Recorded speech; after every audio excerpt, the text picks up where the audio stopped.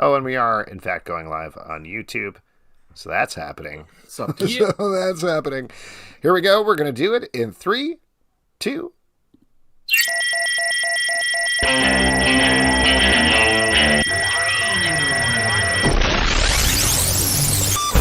What is up, everybody? Welcome to Comic Book Club. I'm Alex. I'm Justin. I'm Pete. And we are coming to you live from a couple of places on the internet. We are live over on Crowdcast, the old cast, and YouTube, the old tube, or maybe we're coming to you later as a podcast on iTunes, Android, Spotify, Stitcher, the app of your choice, wherever you listen. Wherever you listen, thank you for listening. Unless you're watching, in which case, thanks for doing that with your eyes as well. We want to engage all the senses. Yeah. We've got two. When can they taste us, Alex? Did we mention we're now in smell-o-vision? You can now smell us while we're finally, and it's bad. That can't be scent of my terrible. basement. It's terrible news. Guys, very exciting day. Very exciting show for you all. Now, Pete, later in the show, you have an audience question you want to offer up, right? That's right. Yeah, I'm looking forward to that. Wait, you're going to ask an audience question? That's right. Interesting. Holy I'm shit. hesitantly nervous about this. We also have two great guests for you, but I did want to read. This is kind of the wrong place in the show for it, but I wanted to read right off But top. before you read that, Alex, I just want to say we've given Pete trivia. And now he wants an audience question? Yeah. Do you realize how dangerous this is? He might start talking during the interviews. That's the final frontier. Oh, That's boy. really So we have been asking people to leave us comments on iTunes, specifically with questions for the live show, as well as Justin made a challenge to ask us to Justin's just read a book. Yeah, read a book. Read a book. Read a book or review a book. And we did get one. We got a comment the other day from D. Mainhart on iTunes, so I wanted to read that. And same for anybody else out there. If you want to leave us a comment on iTunes, we will not only read it in the show, usually during the audience question section, but also you can challenge us to review a book. But here the headline is CBC Rules. Couldn't agree more. Says, love this show. Love it so much that I'm going to take JT up on his offer and suggest a book to review. The name of the book is I Am Why Do I Need Venmo Years Old, co-written and illustrated by the brilliant Ali Solomon, who, yes, just so happens to be my wife, whatever. Wow, nice. There you go. But we're gotta fine. check it out, though. This challenge is not meant. Feel free if you need to get into the comments and push what your agenda. That's what it's all about. yeah, so I would say challenge accepted, and we will offer up a scathing review of this book in next week's show. Does that sound good? No, it's not. Scathing. I don't want to say it's going to be scathing, but I'm going to be scathing. Can you imagine what would we say that someone would be scathed? They would be just absolutely burned. I don't know. Scathing. This disgusting piece of trash Oh, come on. Wow. that didn't deserve to see the light of day and isn't fit That's the a someone's paper, wife. Come on, man. isn't fit the paper it's printed on, is the sort of book that people get divorced over. Oh. How about that? Jeez. Is that good? That was pretty scathing, but it's hard because you don't mean it. I don't believe I you've don't read get the it. material. No, I haven't read the book yet, but we will read the book and we will talk about it very on next excited. week's show. So thank you, Dean Mainhart. Same thing You for only got anybody a week else to read the out whole there. book? You read Homework. like 30 books for our show a week. Calm down. Yeah, I know. That's why I don't have extra room for other reading. Oh, fair enough. Now, we should also mention this week's official drink, curated by Brett Macris, our CBC chef, is the Alter Ego from the Gotham City cookbook, cocktail book, excuse me. I always say that. But Stray Bullet was saying it's kind of like an Orange Julius. Ooh, Yeah. But nice. did you make one? I'm really enjoying it. Yeah. Oh, yeah, me too. That's what it says right We're a here bunch of jerks. Underneath my hand. I really did want to, but this is the last piece of news, and then we'll actually move on with the show. Yeah, we should start the show at some point. We should start the show, but the reason I wasn't able to go out and buy a grapefruit to make this drink, because I have every other ingredient, is because earlier today, for our Riverdale podcast, Riverdale After Dark, we interviewed Roberto Aguirre-Sacasa, the showrunner of Riverdale, and talked to him about season 5, what went on there. We talked about a preview of season 6. We broke the news to him that there was a new season 6 trailer. Yeah, We broke news to him. It was and amazing. maybe one of us yelled at him for a little bit. Yeah, One I don't of want us to point yelled to at him, guess who, but I don't know if this is right on your screens. No. There you go. One of us started a business for pitched him business ideas. In any case, I was pretty busy editing that because I wanted to get that up today. So that is now live in the Riverdale After Dark feed. And that's the story of why I couldn't buy a grapefruit. Wow. Hey, we're not showing our age at all with the story. You're not a very good storyteller. Classic O. Henry twist at the end. I'm going to leave a comment on iTunes and ask you to review that story.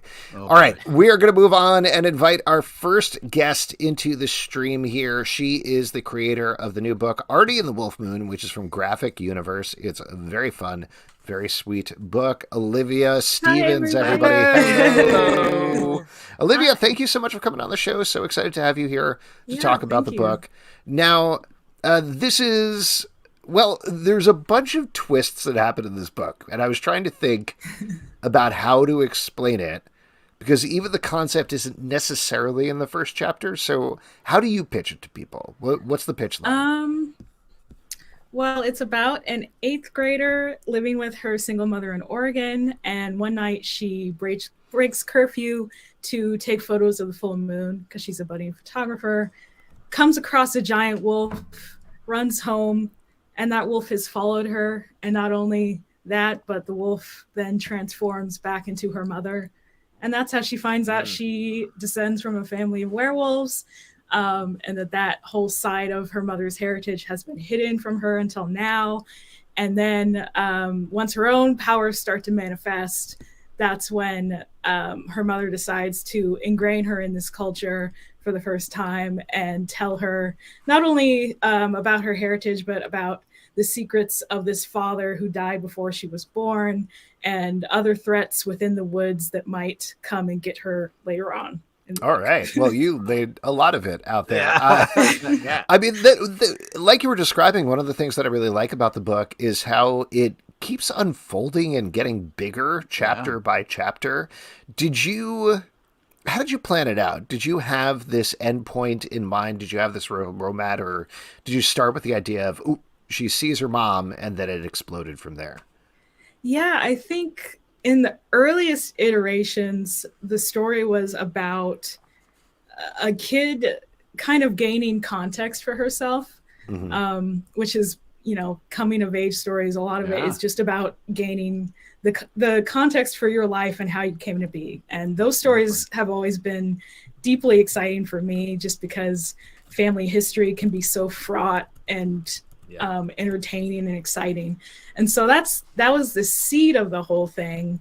And then once I kind of got the idea of photography being an element in the book too, it became more about kind of using these family photos and old photos from her father and her own modern photos to kind of tie the past and the present together as she sorts out who she is and who she will become and all that. Yeah. It's amazing. I really love the character design, the art, and the kind of paneling. There's such a cool pace to it. And the just kind of like the storytelling. What were some of your kind of like go-tos or inspirations for like how you were going to kind of lay out this story? That's a hard question, but I definitely, this is going to be so out there, but I really love like origin stories as far as like when I was growing up and watching like origin story movies, what are now considered kind of like medium superhero movies are that was my base. So like Sam Raimi's first Spider-Man had like a huge impact on me. I think I was like 8 or 9 when it came out. And so for me, stuff like that where you're kind of just learning who someone is and like how they react to like getting new powers was exciting. But for like how I kind of figured how to lay it out, that was actually more me being inspired by a class I was taking in art school at the time. I was taking Intro to Darkroom Photography.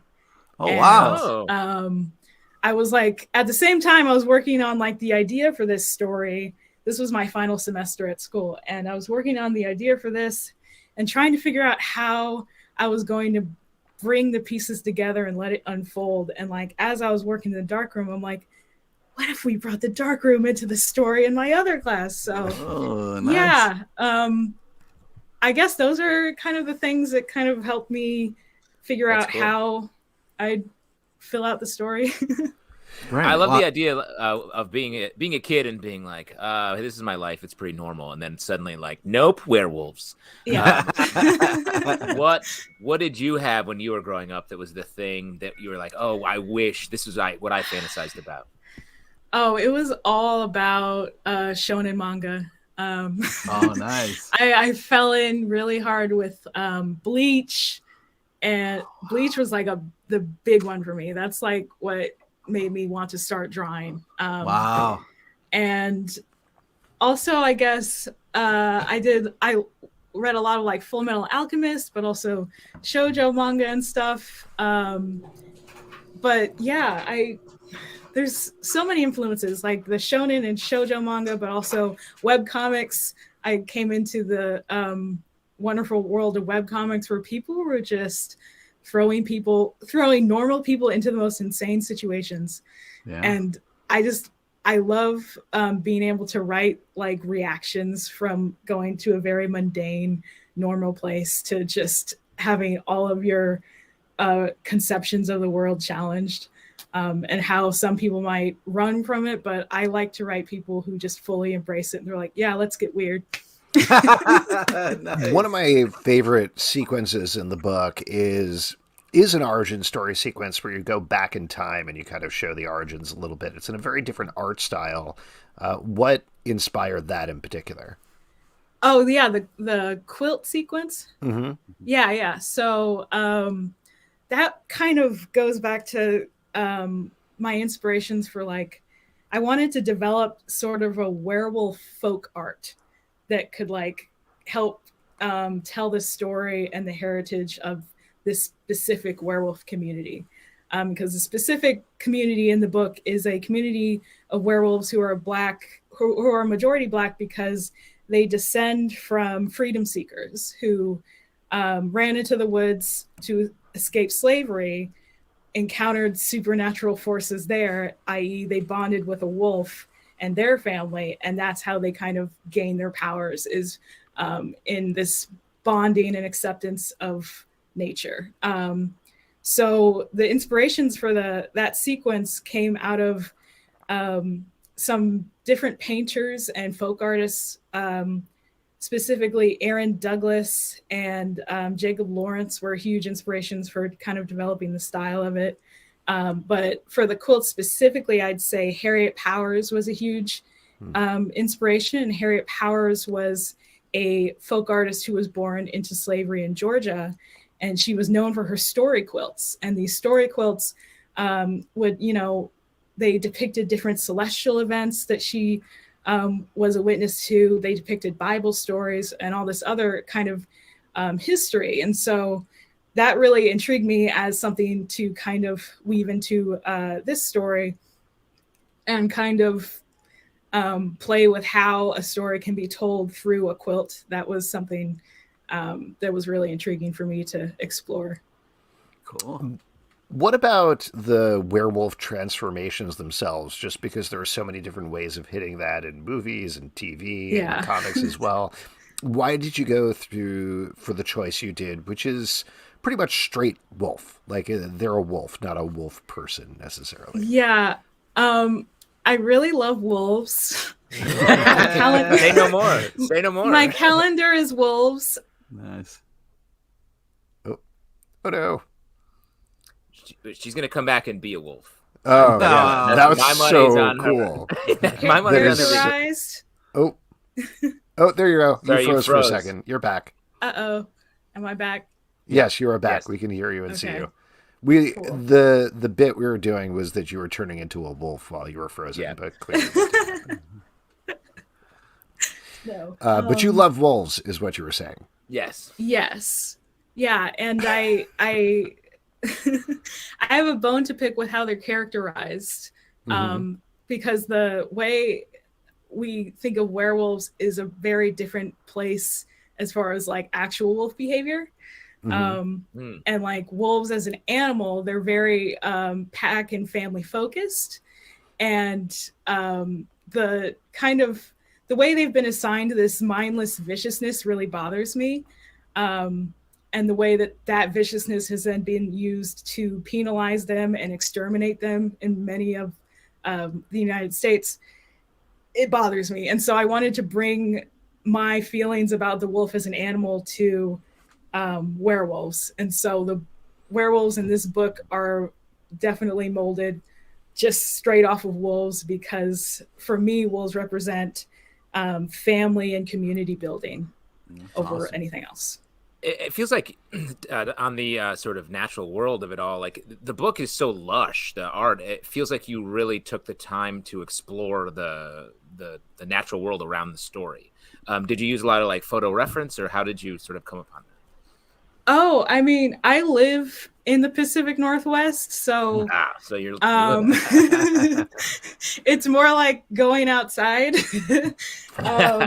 So yeah, I guess I just channeled a lot of what was already around me, going out for walks and just taking a bunch of photos, but also just kind of being in that space is really inspiring and invigorating. But yeah, I live in a prime location for this setting that I was trying to draw.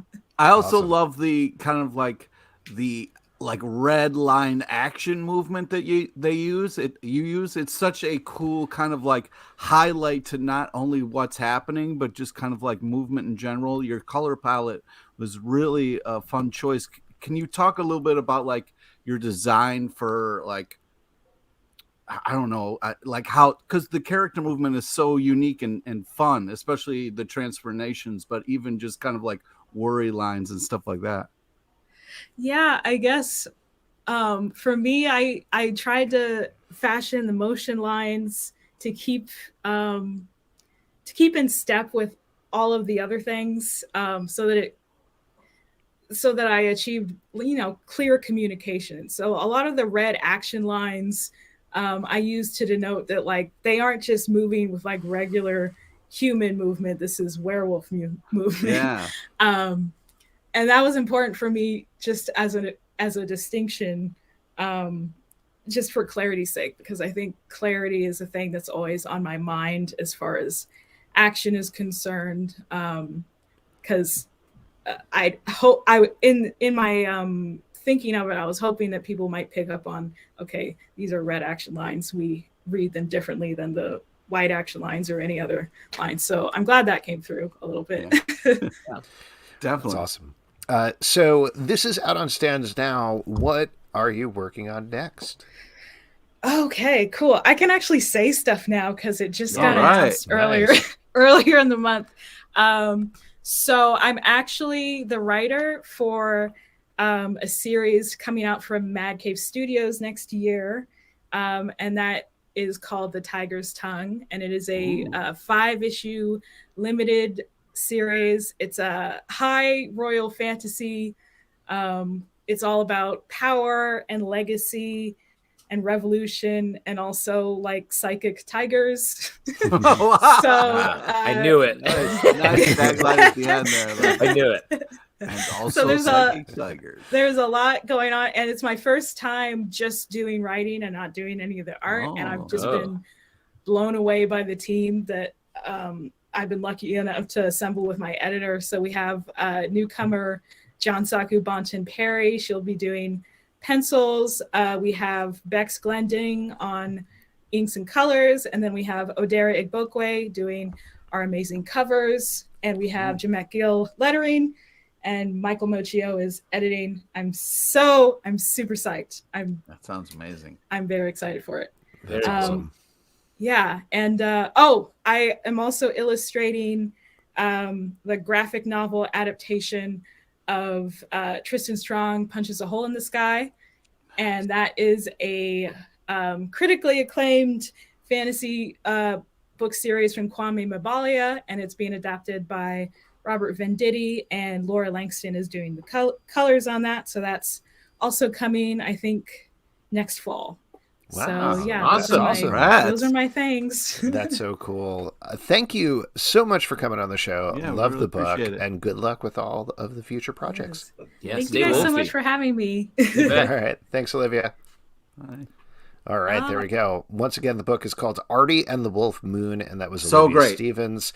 It is out from Graphic Universe right now. Yeah, it is. It's a really, really good book that everybody should read. It's such a creative, cool way to kind of tell a coming of age story like that, and just fantastic. All right. Yes. Let's invite our next guest into the stream here. He's actually a return guest to the show, though it's been a while since, Yeah, it's been a bit. But Mark Sable, hello. Hey, Yo. good to see you guys again. Thank you for having me. Good to see you. Very excited to have you here and talking about Chaotic Neutral. Your, as usual for the show, successful Kickstarter. You don't even need to be here. Thanks so much for coming, kicking you out. There's still stretch goals and you know. Yeah, Alex, what's the Yeah, stretch? Alex. Let him stretch. Yeah. No, it's fine. Thanks for coming. Get out of here. Support the project. Come on. Don't Absolutely. hate success, Alex. You hate success. So what I love about this project, though, I hate success, but the thing that I love about this project is that it's actually two things. It's a comic book, and it's also a role-playing game manual at the same time, right? Yeah, so and I can actually hold up. It's a mock-up copy, although the actual copy is done. So you can see it looks. It's designed to look like an old school role-playing game from like the 80s.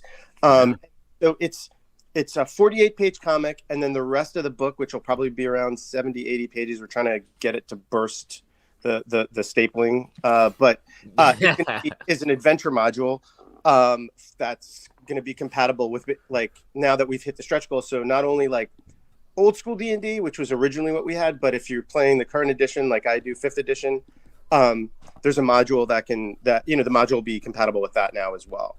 Wow. So cool. Yeah, I'm pretty excited because I'm not sure that anybody's ever done, I'll somebody will come up with it, but I don't think anybody's ever combined them in one package before, even though there've been great D&D comics, and Kieran Gillen is doing Die, and I know he's actually going to do an entire role-playing game, but yeah, this is our little indie thing. So what goes into tackling a new role-playing game? How do you start that? That feels so alien to me as a process. Yeah, it's interesting. It is. It's definitely a very different kind of writing. So there's a couple years ago, prior to the pandemic, I had written an adventure module that wasn't published for a company called Lamentations of the Flame Princess, which is like sort of an old school Dungeons and Dragons clone. And all I had written was they just gave me like a cave map, and they're like, do what you want with it. And I had a lot of fun doing it. It's really interesting though, because then you write it and it's like, okay, I'm used to writing a comic, and then I hand it off to an artist, or usually the artist is involved before I'm handing it off, but and then they interpret it, and then that's it, right? And there's back and forth, but it's like, I play tested the first module I wrote, and then you're like, oh my God, like you try to account for everything that a player might do, but I mean, it's both the thing that makes it hard, but the thing that makes it so much fun is like, players are always going to surprise you. And for me, I just, like the way that I run, I've been running a Dungeons and Dragons game now for like, I don't know, it feels like, I think it's around 5 years, like every Wednesday. Wow. And I don't like to, it's like railroad the players. Like I like to sort of create a sandbox for them to play in, and let their decisions like define the story, and like let them create their characters, and then I'll build off. And you guys know, like improv experience. It's like that. I mean, and so trying to write a module is like, you try to like give room for players you have to give some structure so that there's some story, there's a place to explore, or places to explore. Like in this story, like I created a town, I created a dungeon, there's a little wilderness area around it. So you have boundaries, but then within that to like let them do what they want. And I mean, the book's called Chaotic Neutral, not because you have to play it that way, but because there's so many, although, I mean, there's story reasons for the comic for that, but for the module, it's like, I want people to be able to approach it any way they want. So like, if you want to stop the evil devil worshipping priests, go ahead. If you want to, you should do that. You can also join them. If you want to just sort of like play both sides against the other and do your own thing, you can do that. So that's the both the challenge, and I think to me the fun of writing something is like, now I'm not just handing it over to an artist and then to a reader. I am doing that, but I'm also handing it to players and dungeon masters to sort of make it their own. I'm hopefully giving them enough tools to do that, but also giving them enough so that they can, so that it feels like it's their world as well as mine. In doing a comic and a game, how did you sort of order them? Did you do the game side and then I'm going to put some characters sort of in this world and then jump back and forth, or was it a very A to B thing? It started with the comic. The idea was for me, I love Dungeons and Dragons, but and I should mention the artist Chris Anderson is he's not just the artist, he's the co-creator and very much in all senses of the word. In fact, part of the way I recruited him was by, getting him into my Dungeons and Dragons campaign. Smart it was guy. a good way of also testing how well, people are going to collaborate, even though I loved his art. And so I wasn't really a test for him, but yeah, so the original idea for this was, there was I grew up in the 80s, and Dungeons and Dragons was different then, in ways both good and bad. But there was this thing called the Satanic Panic. Oh yeah. Where, so for people who are watching who don't know, or listening that don't know what that is, it was, religious groups particularly, but just parents in general, freaked out and thought Dungeons and Dragons really would, let you summon the devil. And, there's a famous, and we do a little take on it with the help of Ryan Brown, the artist and creator of, co-creator of God Hates Astronauts and Curse Words. There was an artist named Jack Chick who did these things called Chick tracks, which were these religious, super religious Christian things that would tell you anything good, it's bad. And he only passed away recently, so right up until The Walking Dead, but he did one called Darkest Dungeons that really caught on, and you would see but anyway, the idea was I wanted to sort of capture as a comic a little bit of what made those early D&D things fun, that they had this air of danger, that you would see these painted covers, and then you'd see the black and white art, which I think Chris has done a great job of capturing, which was sometimes the old black and white art was amateurish, but it was always, which Chris is certainly not, but it was always really inventive and dangerous, and just so I wanted to have that stuff, but also because it's the 80s, I wanted, and it's 2021 now, I wanted it to feel more inclusive. So I was joking around, I wanted it, it's not that there's no nudity or violence, but it's sort of equal opportunity, and the cast is definitely more diverse, racially, gender, sexual orientation than you would have seen in the 80s. So I wanted to capture capture that feel, and then so it started with that comic, and then the idea was well, if we're going to do it as a comic, wouldn't it be cool to be able to play in that world? And then that became sort of the high concept of okay, well, this will be, when we go to Kickstarter, we can hopefully hit comic people and gamers and people who do both. Yeah. So speaking of the Kickstarter, you are, I'm looking at it right now, you're at 13,300 of your 8,000 goal. Woo-hoo! So congratulations, first of all. Second of all, what, at this point, I assume that's going to cover the printing of this. What are the stretch goals? What are you looking for next? So I'll tell you what we've hit already, which is pretty cool. We've hit so we hit a PDF of behind the scenes stuff. So you'll get the scripts, all of Chris's designs, which are amazing. And honestly, and so everybody gets that. We converted the module for the latest edition of Dungeons and Dragons. Everybody gets that. I think we're also offering a die somewhere in there.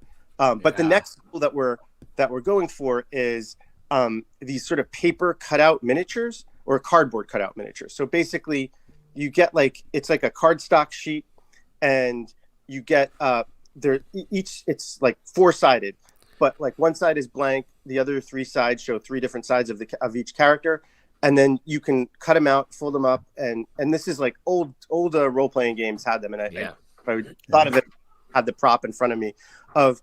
So that will also be something that everybody gets. That we hit at 14,500, so I'm feeling pretty good about that. So, but I really want it to happen, just because I love for everybody to get something physical.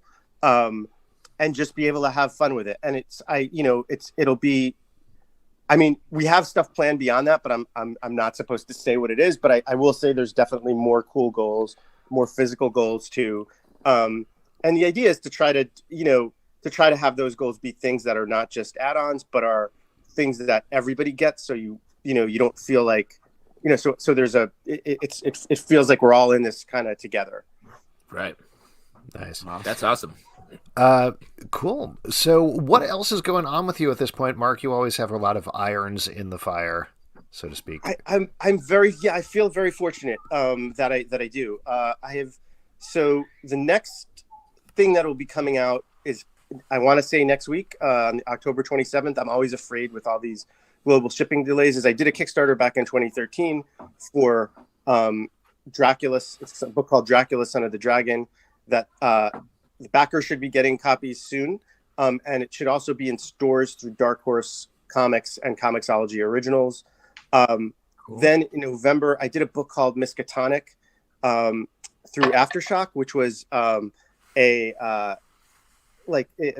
is basically like this Lovecraftian story, but it's told, it's noir meets Lovecraft, and it's like historical fiction of one of the first female FBI agents in the Red Scare in the 1920s gets sent by J. Edgar Hoover to investigate what are supposed to be a series of anarchist bombings, but there's a supernatural element in it. So it's sort of like a 1920s X-Files, but with a noir twist. So we already have like one trade's already out from Aftershock. I can hold that up. Nice. And that did, awesome. Thankfully it did well enough that they decided to do in November, there's going to be a giant size special. So it'll be, by giant size, it's like 40 pages, but it's going to be magazine size. Ooh. It's, if you like Cthulhu, you'll like that issue. I love Cthulhu. Alex, love him. No, love that guy. But hate success, love Cthulhu. Weird combo. I'm with you on that. I try to root for other people's success as much as I can, but it's sometimes, and there were lean years where it was hard to do that. But so artist is Giorgio Pontrelli on that, and then Jeremy Hahn, who's wonderful, is doing covers for that. So that's what I have coming out, and then there'll be, I guess at New York Comic Con, we didn't announce the title or what the book's about, but you could see it's science fiction-y. Another book from Aftershock. So that'll be out next year. So I'm so glad to just that people keep giving me work, and so glad for people that have supported the Kickstarters. I love the, I'll explain, because I'm looking at the chat that somebody made fun of the fact I think that, or just like that I have the least satanic background in the background. Like Lego, essentially little Lego modular house buildings in the back with little people. I don't know. Have you ever stepped on a Lego? That's like it comes from hell. Evil. This is straight hot spur from hell. I have. I have. And then somebody else asked about Doug Henning. So Ryan Brown is doing, I mentioned and then I don't want to take up any more time, but Ryan Brown is doing this, like, and everybody gets it, like this fake chick track.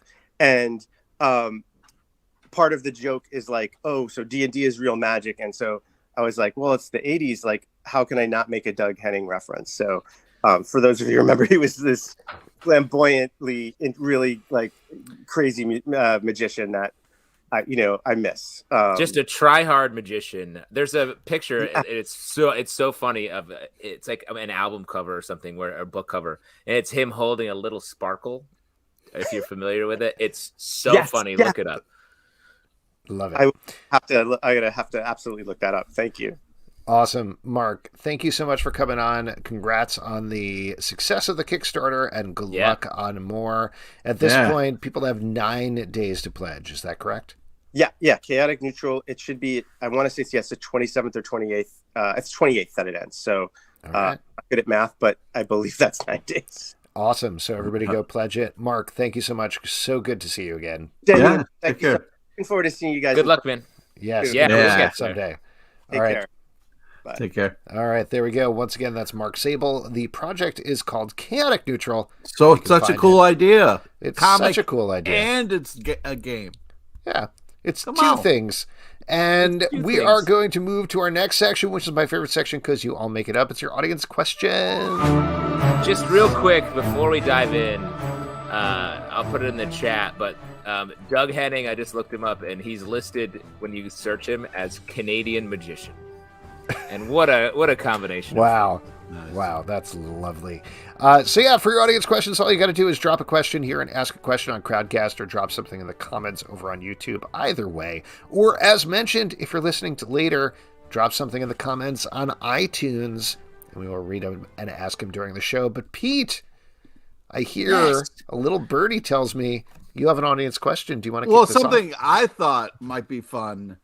This is you joining the audience in a way. Right. I'm just wondering if you guys, because I heard you only had a short time with your interview today. Do you guys have questions you wish you could have asked that you would like to? Of Roberto Aguirre-Sacasa. That's right. Yeah.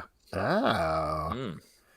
This feels like a leading question. This feels like Why a don't trap. I go while you guys are thinking? Why don't I go while Okay. What was your question that you... Oh, did you have a lot of... Well, I wanted to kind of ask him. I feel like this is a logic problem or some sort of mental trap.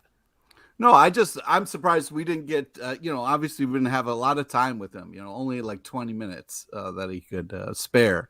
But, I wanted to kind of talk to him about his, he kind of takes a hard stance and opens people's eyes when it comes to bunkers. If you're going to build a bunker, eventually teens are going to turn into a sex bunker, and it's just going to be an issue.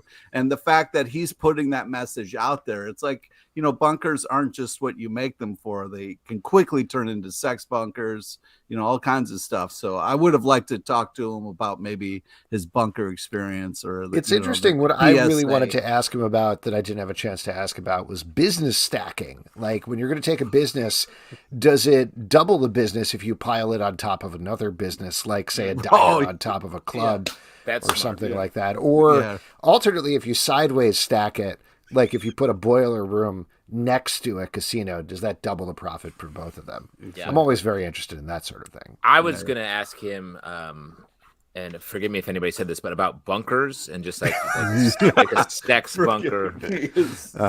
Do you think? I'm sorry we didn't get to it. That would have been a really good. Seriously though, I did want to. We didn't have time to talk about his comics work, but I wish we were able to talk about Afterlife with Archie and some of the Sabrina stuff, because, as we know, the Sabrina comic is going to continue the series that the much loved series. I would have loved to have geeked out and talked with him. He said, he started 20 long boxes. Mm-hmm. Yeah, one of the things that he told us in the podcast was that he was at home a couple of weekends ago going through his 20 long boxes, looking at his old comics, and I was definitely like, I want to talk about that. Come on our live show. Come on. Yeah. That would be Come on. What's in there? What has he got? What's in the box? What's in the box? Nice. That's what I wanted to know. What's in the bottle is the better question. What are you drinking tonight? I can kick it off. I'm drinking a Voodoo Ranger Imperial IPA, which is very strong. Yeah, that's going to really send you thinking. Here's me just doing the Passover from one Miller High Life to another. It's a champagne of beers. Nice. We're celebrating. What a day we had today, A Pacifico? Yep. Nice. Just the old standard, you know what I mean? Not much fanfare for you from your Pacifico beer choice, Pete. I love a Pacifico. Yeah, me too. Yeah.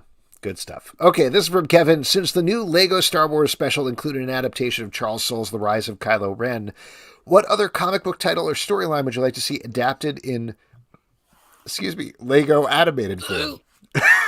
In Lego animated form. You're being force choked right now. I think so. Interesting. What other comic book? Oh, Edward Doherty says Mouse. That's a great suggestion. Yep. Heavy for the Lego world. I will say, though, the Lego world, they don't shy away from covering anything. No, they really don't. They get pretty raw there. Yeah. Speaking of which, the old ComX collection with an X, Raw, that'd be great to see in Lego form. That'd be fun. I don't know what you're talking about. Yeah. Oh, that was one of the original Alt Comics Weeklies. It was run originally by Art Spiegelman, who did Mouse. I got you. I see. It was quarterly, I believe. Wow. Cool. Nice. Learn your history, dudes. All right, I man. thought you were making a Sorry, joke. not everything's DC and Marvel. Oh, wow. Indie beat. Alex on the indie beat over here. Exactly. What would I actually want to see in Lego Star Wars form, or Lego form, I guess? Lego form. I mean, I'm going to throw out Infinity Gauntlet as my answer. Something that's epic, a lot of characters, get to see the Lego, a lot of action, because I love the way that the Lego sort of projects convert things to Lego form. Pete? I think I'm going to go with Breaking 2 Electric Boogaloo, just because like breakdancing Legos is fun to watch. You know what I mean? Nice. Are you I'm talking about surprised you the didn't go comic for... Yeah. That was... Did you read that adaptation from Marvel? Yeah. From Marvel. Wow. What happened to literally your name any publisher? What happened to your indie cred? What happened to your Yeah, indie what cred, happened? Alex? Your It faded brain fast. exploded or turned off in the middle Top of that Shelf? sentence. Did you read the one from Top Shelf? Nice. How about that? Marble. Marble. Ooh, that Voodoo Ranger is starting to hit, I'll tell you what.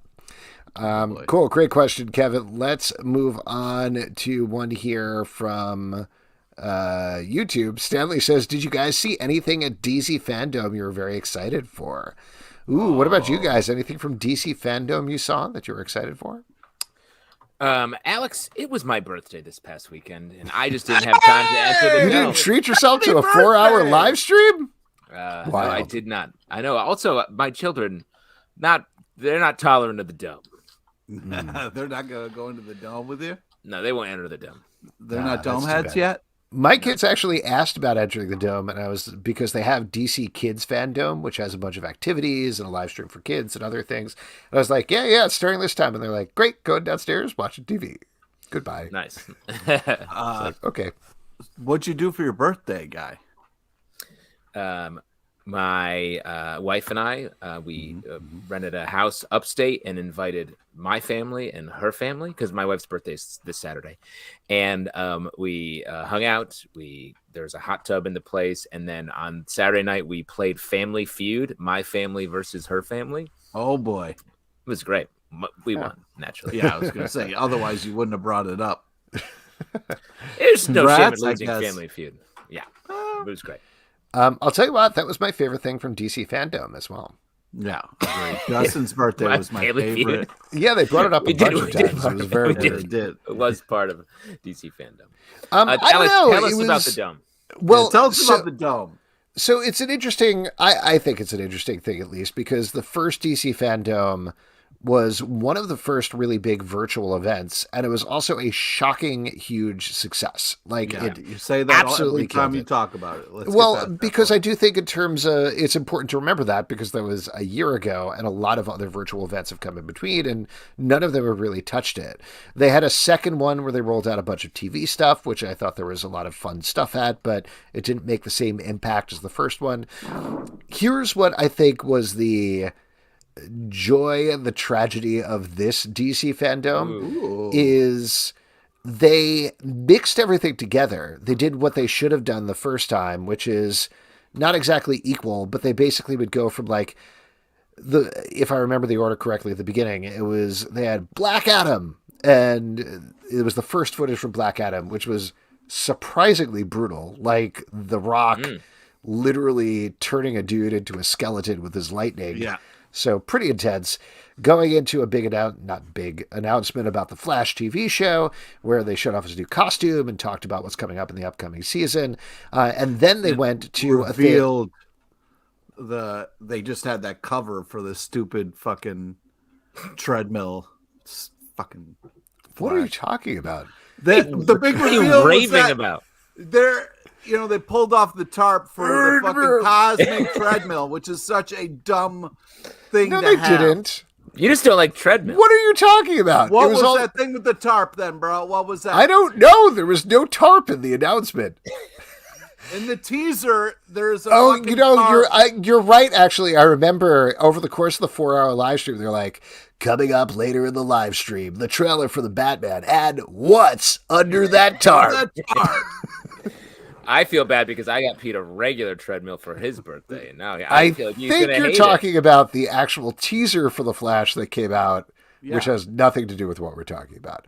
Oh, They unveiled his new costume and they talked about the season. My point is, I was getting to something that you would actually enjoy, Pete. Jesus Christ. I'll get to it all. After that, they had a Milestone panel where they talked about Milestone comics. Yes. And it was Echo Nice. Kellum, who used to be on Arrow, talking to two of the dudes from Milestone about their upcoming slate. They made some announcements, some TV announcements, some movie announcements, mostly comic book announcements. And what I thought was so cool about it was the live stream kept bouncing between those things. It kept bouncing between TV stuff, movie stuff, comic book stuff, video game stuff. Occasionally they'd plug some products.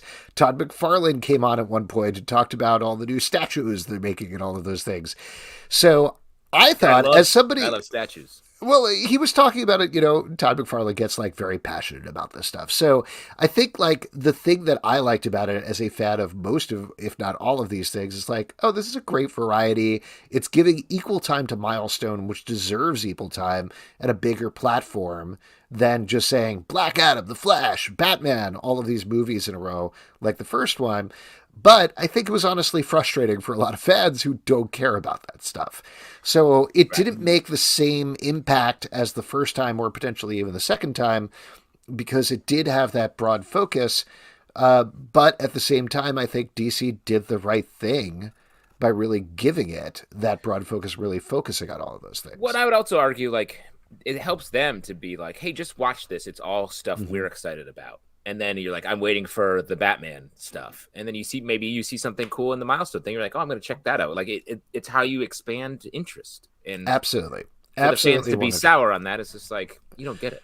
Yeah. The absolute best thing that happened to the live stream, though, is they did these segments throughout where Candace Patton, who plays Iris West Allen on The Flash, would pop in and do a news flash. And it was legitimately like her doing these tiny little news bits that were not the bigger things of somebody having a full conversation about what's coming up in Batwoman season 3 or anything like that.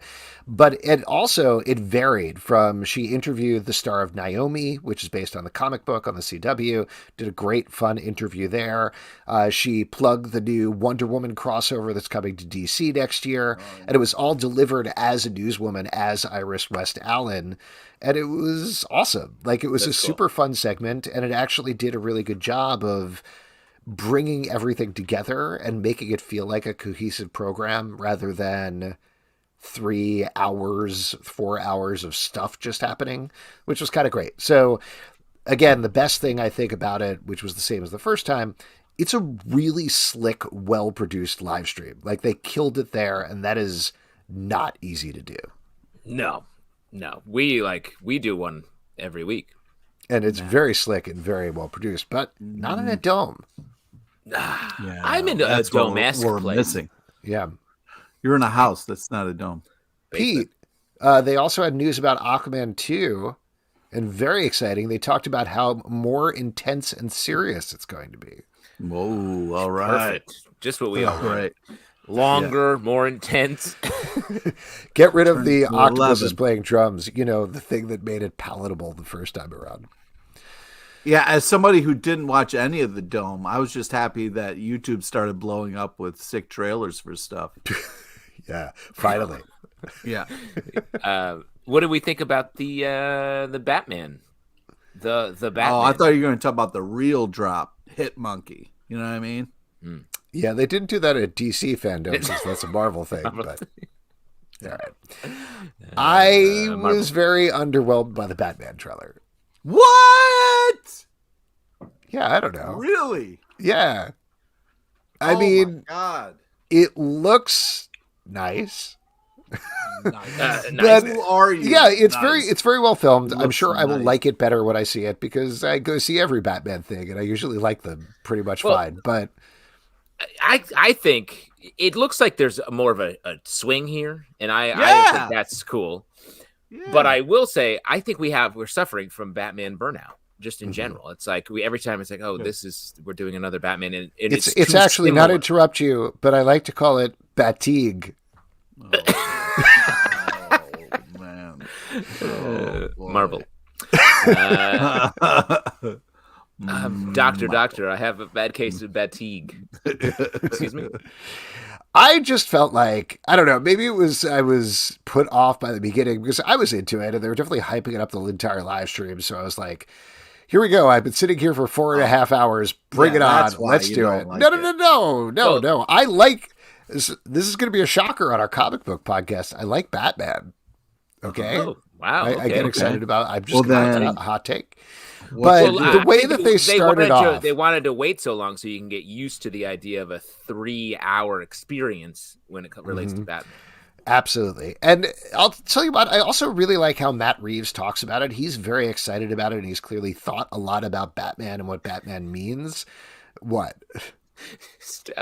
In the comments, Stray Bull is like, this is when Alex talks about the structure of the trailer. That's a scathing burn, right? That's a scathing comment right there. That's what I was getting towards. That's the scathing shit that we don't do. My problem was the first scene. The first scene where they were like, they go in, for anybody who hasn't seen it, in the first scene, there's a SWAT team that's closing in on a diner. Very nice shot. They come in, they get the guy. It's Paul Dano as the Riddler. We know that because we know what's going on there, but you don't necessarily know it in the trailer. They knock him down on the counter, and this entire time I'm like, okay, this is intense. This is pretty intense. What's going on? And then they have this slow panning shot over a cup of coffee, and I was like, what's going on in the cup of coffee? And it was the Riddler had made latte foam art of a question mark. That was the point where I laughed out loud, and I was in the trailer. Lost me. It lost me right from the beginning. Foam question mark. I could not stop picturing the Riddler being like, "I'm gonna jump over the counter. Can we steam this milk? I have to pour it very carefully. Oh, better not spill it as I put it on the counter." And then sitting there for hours waiting for somebody, and then the cops don't even notice. They don't even notice his cool latte foam art question mark. But when you get handed a coffee, you can put a stir straw in there and mess with the picture, which is probably what happened. Like, chill out. He wasn't waiting. Are you the fucking Riddler? Are you the fucking Riddler? Is that what you're telling me? Huh? Fucking I love you. Jesus. Plus, are you trying to say it's easy to make foam art? No. It's not easy. It's hard. Oh, you're telling Pete. Okay. Yeah, well, that's what I'm saying. Pete's saying like it's easy to do that. And I'm telling you, no. That's a craft. Riddle me foam. Riddle me foam. Riddle me foam, Batman. Oh, man. Another clue in a dairy product. For the first time, I was excited about the Batman movie. There's a ton of hype behind it. Everybody's losing their minds. I was like, man. But at this trailer, I was like, oh, shit, this could be something. This really looks interesting. And yeah, I really liked it. When I saw pictures of the Batmobile, I was like, go fuck yourself. That's not the Batmobile. But then when you see it in action and what it's go fuck yourself. That's not the Batmobile. Like, wow. Yeah, exactly. Yeah. Again, Pete, famously the Pokemon named Go Fuck Yourself. That's all he said. Well, there you go. Hope that answered some sort of question there. This is Over to Straight Bullet. When the last season of Riverdale airs, how would you want the series to wrap up for our characters? Where do Archie, Betty, Veronica, and Jughead end up? And who do you think they end up with? What happens to Cheryl, Tony, Fangs, and Kevin? Will Pete and Justin still be friends? Oh, I guess it depends on who Betty ends up with. If Pete and I will be friends, that's right, in a lot of ways. Man, I don't know. Not to keep talking about this interview we have, but I appreciated the fact that he said the end was far off and they hadn't figured it out yet, because we didn't necessarily. This is an actual question that I wanted to ask him in the interview that we didn't have time for, is whether he knows if there's a plan to go one more season, 2 more seasons, anything like that. Like how many seasons he has his plan in his head. But it sounds like he'll keep going as long as they want him to at this point. That's the right answer. And I also, though, to the point he was making, he's like, I don't know who's going to end up together. They got a lot of life to live. Like, obviously, Archie is probably going to be with Betty, and then they're going to keep going, and then we'll see. Well, they're having babies. We saw that in the trailer today. Stop with that. What was the line? Awful. Betty says, "I can't wait for you to put a baby in me." I think something like that. I don't know if it's quite that out. Okay. No. Yeah, this is it's heartbreaking. I mean, the good news is he does feel that anything's possible. He's not trying to put something on these characters. They're kind of watching the characters live and making choices that way, which gives us hope. But I also hope that he, listens to what he's kind of set up in the beginning and return back to form as far as who should be with who. You know what I mean? So can I give a little peek behind the curtain here? Please. I could tell you were going to do this. Yeah. So again, I edited the podcast after the interview, after doing it. And one of the things that I'll usually try to do, this is not too shocking or anything like that, but like cut down on some of the pauses, like particularly between something the guest says and one of our next questions. Most of the time we pick it up. Real quick, an example would be like in this episode when you were like, Marvel. If you would then take I'll go back and Marvel. I'll definitely. You just said Marvel. You say like Marvel. Marvel. Oh, yes. You'll slip it over to where you say something really like Fantagraphics or something very esoteric. So I certainly cut out a lot of pauses between what he was saying and what we were saying in the podcast, because occasionally we wouldn't quite pick it up as quickly. It was not like a very long pause, but there was a pause. The one pause that I left because it was too funny was when Pete went on his rant about Bughead and started yelling at the showrunner of Riverdale about Bughead and how he had grown up watching Bughead. This is literally a post-interview section of their love, and then just ripped it away from us. Pete kept saying this thing like we were born and raised on Bughead. I was just like, what are you even talking about right now? Born and raised. Oh my God! Which was funny on it. The season 1 is the start of Riverdale. It's the birth of this idea, and that wasn't even the point. That was totally. I honestly get what you're saying. It was just funny to hear you say it that way, and I appreciate that you said it in whatever way you said it. But then afterwards, his reaction was, "Don't you like Jughead and Tabitha?" Yeah. He said it like that. And the pause that I left was after that because it was too funny for him to be like, "Don't you like Jughead and Tabitha?" Yeah. No, you did not say yeah definitively. Your voice went so high after that because you're like, really, do I tell him the truth? Can I say to this man who's been so amazing honestly, and nice and done great work? I mean, unbelievable work. We're talking about this show. For all the Pete heads out there, if you want to hear Pete actually censor himself ever so briefly, tune into this podcast and see him answer that question with a "Hey, yeah!" or whatever sound that came out of your mouth. But to answer the question about this, I am obviously a Barchi shipper. Like, I want Betty and Archie to be together. Doesn't make sense. Outside of that, I think let it go. Let's see where we land. Yeah, I don't know. I feel like the places that they took them after the time jump is the places that I would have said, yeah, that's where they should end up. And then they did end up there, and that didn't work out. So at this point, who knows? I don't know. Maybe more bears. Yeah, by Barchi, I mean Bear and Archie. Just to be clear. Oh, cool. This is from Nelson Martinez on YouTube. After listening to Why the Cancellation Man on yesterday's podcast about Why the Last Man, are there any other shows you guys think got canceled? Too early, quickly. I thought it was getting better. Yeah, I mean, to take that in two parts, Why the Last Man, it's such a bummer. That show I thought was really good and was getting better as the season went on. Very excited to see how the season ends. And the announcement was of it being canceled at episode 7. In the release of episode 7 is so strange to me. Like, maybe something else is up here. Well, just to interrupt about that, not to turn this into a Why the Last Man podcast, but there was a report on THR, the Hollywood Reporter, today where they went a little more in depth about what went down with the cancellation. And apparently, because of all the multiple delays on the show, and this is not just because of COVID, but also because they switched showrunners, I believe twice. Right. They switched stars, so many things going on behind the scenes. They kept having to extend the cast contracts. And the cast contracts ultimately were going to run out on October 15th. So they needed to make a decision whether they're going to pick it up or not. And the absolute wild detail that I feel like has to be a mistake in the Hollywood Reporter story, though maybe it isn't, is that FX did not have any viewing data from Hulu to work off of because Hulu does not provide viewing data externally. Yeah. Which is insane. That is like insane. legitimately insane that they wouldn't give it to FX, who has a hub, FX on Hulu. But it Yeah, sounds like they're friends. like we talked about on the podcast, it was not FX. It was with Disney. That's where the decision lies.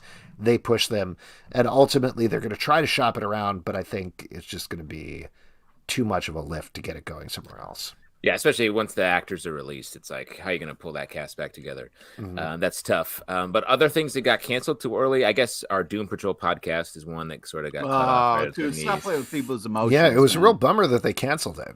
Oh, Yeah. come on, dude. You know, I cannot wait they- for the new Yep, season. Disney canceled it. Disney- Deadly Class is the one that I'd call out. Deadly Class Yeah, got canceled that's a too good early. call. That was really getting going and Katie getting kind of Keene wild. got canceled too early. Yeah. Pushing Daisies is a great one. One of my favorite shows ever. That definitely got canceled too Sabrina. early. Also, Hannibal, while we're talking Brian Fuller shows. Maybe that got canceled at the right time because it has 3 perfect seasons, but yeah, I don't know. Wow, Wonderfalls, Kevin. Yeah, Deep I cut. never loved Wonder Falls. I know a lot of people Wonderfalls is like good. it. Yeah, there was something about it. Like I love Brian Fuller shows, but there was something about it that never quite hit with me. But It was the Falls you didn't like. yeah. Oh, there's also, I feel like I bring this up every now and again, but there was this show called Journeyman with Kevin McKidd. It was this time travel show, and he Yeah. basically could only travel in his own timeline.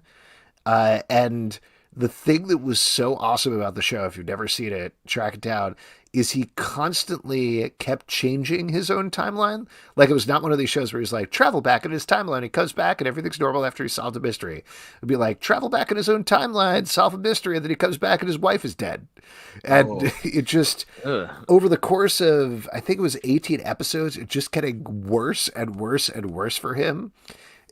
So it was like Quantum Leap, but this But messed up. but messed up. But yeah, this cumulative effect there. Great stuff. Really Just good. a couple in the comments that I wholeheartedly agree with. Cloak and Dagger, one of our favorite shows that we did a podcast on. Yep. Deep cut from Jolene, The Adventures of Briscoe County Jr. My brother and I watched that show so hard. Love that show.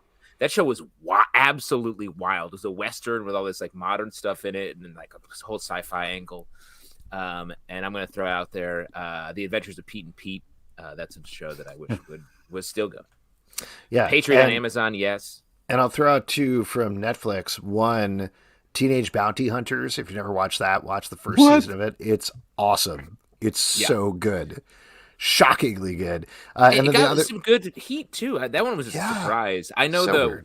the woman who created that show, and I couldn't believe that they pulled the plug on that. yeah. And the second one I'll throw out, Glow from our friend. Oh, Kimi yeah, Gatewood. definitely Glow. Still very bitter that we're never going to get to see the end of Glow because they were like, they could have finished it. They had one season. They gonna were do going one more to, and then season. COVID. Yeah, and Such then a all bummer. the, like Luke Cage, Punisher, those like shows, like, come on. Nah, that's all right. This is from Ben the Border Collie. Al Frankencastle. Is this anything? Pete, is that anything? Ooh, yes. Oh, okay, apparently not. All right, there we go. It sounds like something.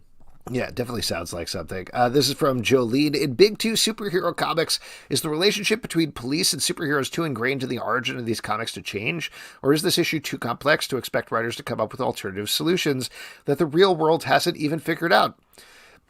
Excuse me. What do you think can be done with police in these stories based on characters created for children, in which the main premise is good triumphing over evil? It's a great question, and it's funny. I was thinking about this the other day. I feel like in comics, police are often corrupt. Like I feel like cops don't have a good. It's not like the cops have this pristine background in comic books. Like think about like Yeah, but I Gotham mean, like City Green cops. Lantern or Space Cops, you know what I mean? There's a lot of different, like... Yeah, I guess. But I feel like if we're talking about like actual Ace Gab, police all officer- space cops are bad. Yeah. We're talking about actual like police portrayals in comics and sort of breaking the paradigm that we have in our society that there's been so much sort of looking at that and trying to change that in our real world. I don't know. Like, I feel like so many stories come out of like all these cops are corrupt.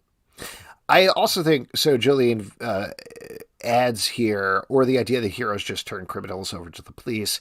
Like, here's the thing: is I look at it in comic books like that, and we're talking, I think, very specifically about superhero comic books, as it's a shortcut is essentially what it is, because as soon as anybody pokes at that in any sort of plot line, it immediately becomes, wait, they can't do that. That person immediately gets off. All the criminals get let go.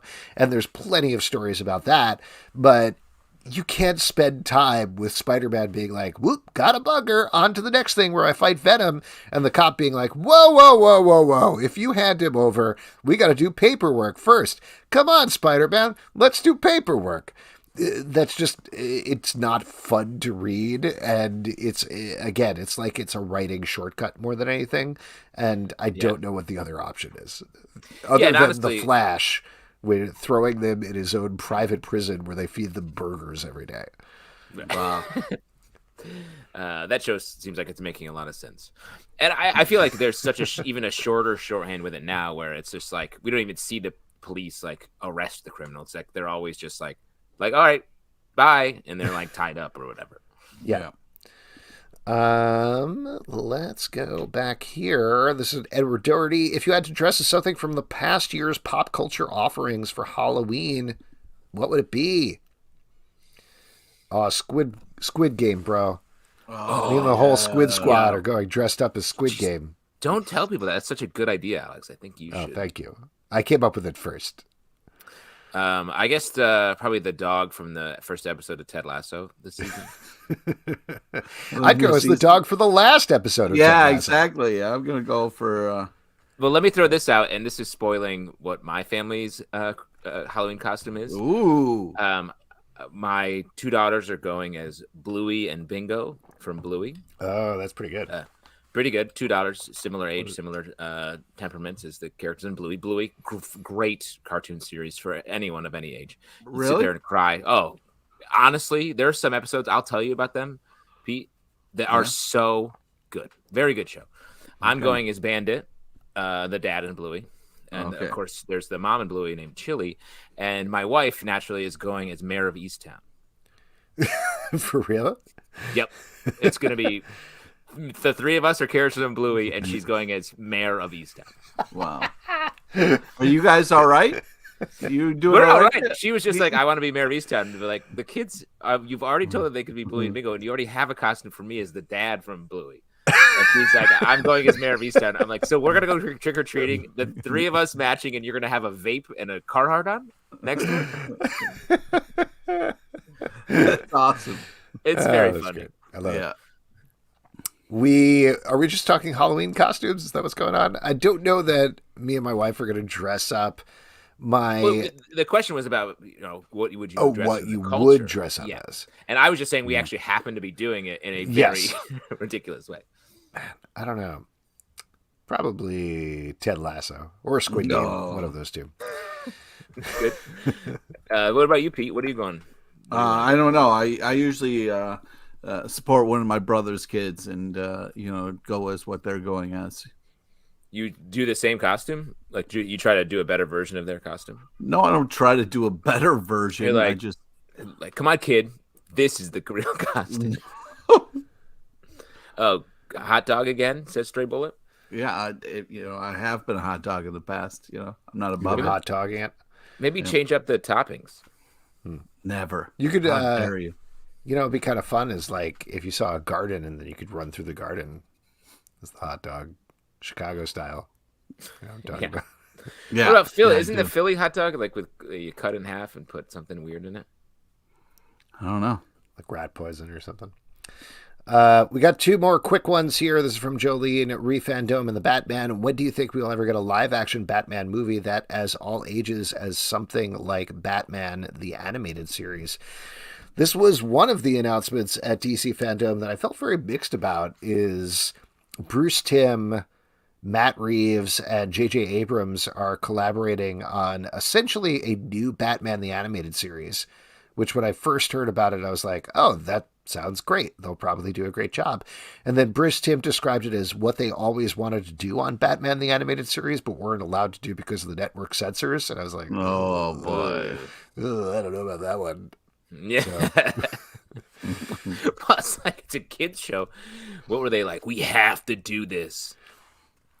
Yeah, we got to show tits. We want to see more tits on the show. I just don't understand. No. Like, what? That was so award winning and like touched so many people's lives that you're like, oh, now we can finally do what you wanted. No, what you did was amazing. Do more of that.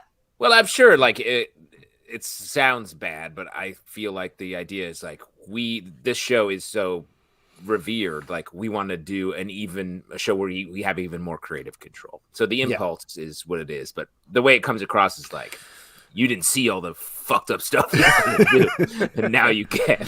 Oh man. Yes. And we got one last one. Thoughts on that Flash Armageddon trailer? Pete, did you like I think there was a tarp in that trailer that was pretty cool that I was pretty much into. Yeah. When I see a tarp, I'm like, leave it there. Don't pull it off. Leave it there. Don't pull it off. Yeah, it's where the expression "don't pull on the tarp" comes from. Yeah, exactly. All right. I'm always walking around throwing. No, I didn't like it. But yeah, I mean, I'll probably rent it eventually. Nice. Rent it? Big news. He's going to rent it from a Blockbuster. That's right. Pete's going to rent it. Yeah, did you... I'm saying when it's online, I'll Black Lightning's in it. it. You like Black Lightning, right? That is really awesome. That part was cool. I love the idea of tarp and the guy playing Flash. I don't like him. I feel like this is very Pete for you. Still go to your local video store and rent videos because you just feel bad. So you go down there, you know the clerk super well. Hey, do you have Top Gun? They give you a microwave popcorn with every 5 rentals. Oh yeah. Good times. All right, we're going to move on with our next section, which is trivia. And for that, we're going to turn it over to Pete LePage. Oh, we sure that's a good idea? Nope. All right, this is the part we give back to you, the lovely audience. It's an opportunity to win $25 free in the form of a gift card to Midtown Comics Online. So, if you had $25, you would go and get yourself some online comics. So, who would like $25 free? A simple first hand up, a little raising of the hand. Me, please. Alex sucks. Anything that'll just Should we let us give know. it up to charity again this week? And what about anybody over on YouTube? Yeah, anybody on YouTube, just say me. Great. This is going great. Yeah. It's surprising to me how everyone feels bad, I guess, for doing it. But you can do it. Yeah. We want you to do it. This is clearly the best section of the show, though, so it's good. All right, we don't have any volunteers this week. Stray Bullies. Oh, Kevin's going to go. Here we go. Kevin? Bringing Kevin in. Kevin. Yeah, hopefully Kevin doesn't give us... Oh, Michael Bramwell on YouTube said he'd do it a couple of seconds too late. Michael, please do it the next time, or come over to Crowdcast the next time, and it'll be a little easier. Meanwhile, Kevin is accepting and connecting. This is going very well. Yeah. Oh, and another person on YouTube, a King McCartney, also sent me. There we go. Okay. All right. All right. Ooh, there we go. Yeah, so to the folks on YouTube who volunteered, just say me a little quicker the next time and we'll get it done. But Kevin, next time.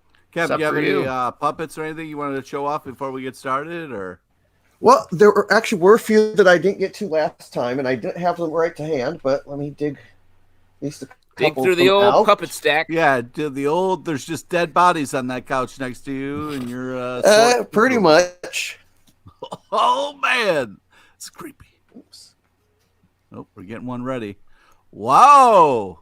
whoa. What is that? The snail. Oh yeah. Okay, That makes okay. sense. Is that a known snail or is that a snail of your own creation?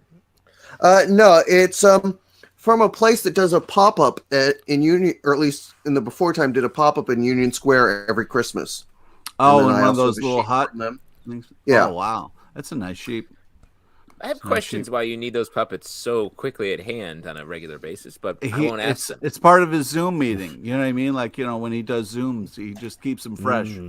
All right, here we go. Today's trivia is on topical comic news and the small nod to the legend Rutger Hauer.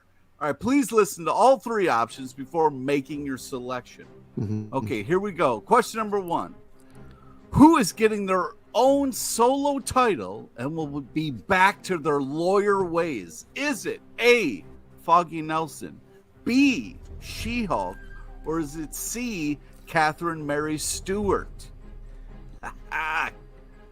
So it's either A and you're incorrect, or it's B, although you probably feel like Foggy definitely should get his own comic book at this point.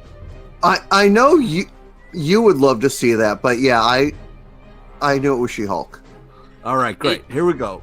Question number 2. In what dystopian world would there ever be a Foggy Nelson standalone lawyer comic? Hey, Peace. Come on. You're making fun of your The man. drama is all right there in the title. Here we go.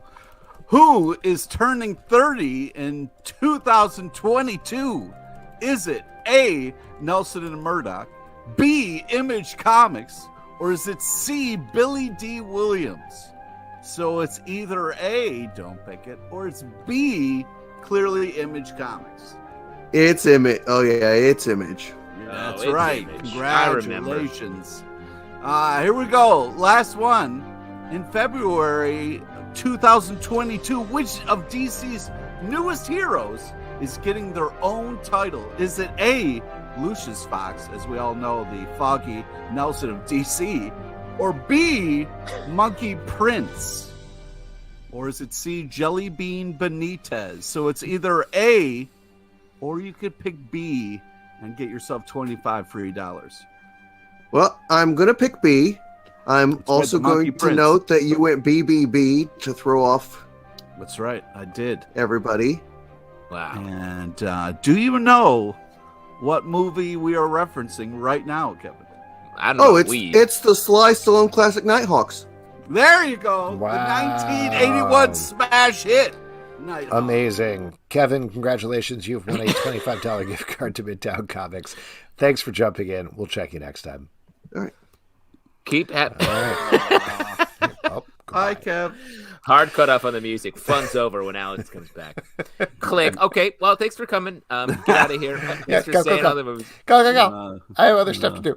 As we all know, comic books are cool. What are you looking Yes. forward to that is coming out this week, Pete? Holy shit, a lot. Okay. First, there's Catwoman, Lonely City #1. Then Black Manta good #2. Thor #18. Batman and Catwoman #8. What a week. What a week. Justin, what are you looking forward to? Please, no description about any of the books. No problem. I'm looking forward to clouds. I'm looking forward to cars. I'm looking forward to stars. I'm looking forward to Marvel and DC. I'm looking forward to drop the death of Doctor Strange #2. It's a fun reveal at the end of the first issue, and this is sort of a weird book. I like the take we're doing here. Strange, you would say? It's strange. Doctor Strange, written by Jed MacKay, a writer who I feel like is doing a lot of great work. Really love the Black Cat stuff that Jed's been doing. Def, check it out. I'm looking forward to Made in Korea #5 from Image Comics. This has been a very upsetting read about a burgeoning AI who is trapped in a child's body, gone through some very dark turns over the past couple of issues. And it's just a really interesting, very thoughtful, but upsettingly thoughtful sci-fi story. It's just very, very unique. Like the characters deviate from the premise in great, interesting ways. It feels like it's super originally told. And we're going to be talking about all of those books in our Stack podcast that is in the Comic Book Club feed and also in its own dedicated Stack feed every Wednesday morning at 9 a.m. And folks, that is it for this week's show. A couple of people we want to thank. We want to thank Olivia Stephens for coming on. Don't forget to pick up Artie and the Wolf Moon. Also, Mark Sable, Chaotic Neutral, is on Kickstarter right now. Next week, we're going to have another great show for you guys. Douglas Welk is going to be here to talk about all of the Marvels. Also, Dwayne Murray and Sean Daly are going to be here to talk about Top Shelf's A Better Place. So should be a very, very cool show. Very cool. Tons of podcasts to check out. Why the Cast Man? Why the Or Why the Cast Last Man? Man podcast still coming. even if the show is canceled. That comes out on Mondays. Marvel Vision, our Marvel podcast, is temporarily on hiatus, but coming back very soon. Riverdale After Dark, a Riverdale podcast. We've talked about that a lot already. You should check that out. Yeah. Also, Lock and Key Unlocked, our Lock and Key podcast. It's coming back. Season 2 on this Friday. We're going to have daily episodes for you all, so definitely check that out. Star Guys, our Stargirl podcast, still weekly sometimes. Patreon.com/Comic Book Club to support the show and all the shows we do. iTunes, Android, Spotify, Stitcher, or the app of your choice to subscribe, listen, and follow the show at Comic Book Live on Twitter, Comic Book Club Live on Instagram, comicbookclublive.com for this show and many, many more. Until next time, good night. Good night, everybody. Take care of yourself out there.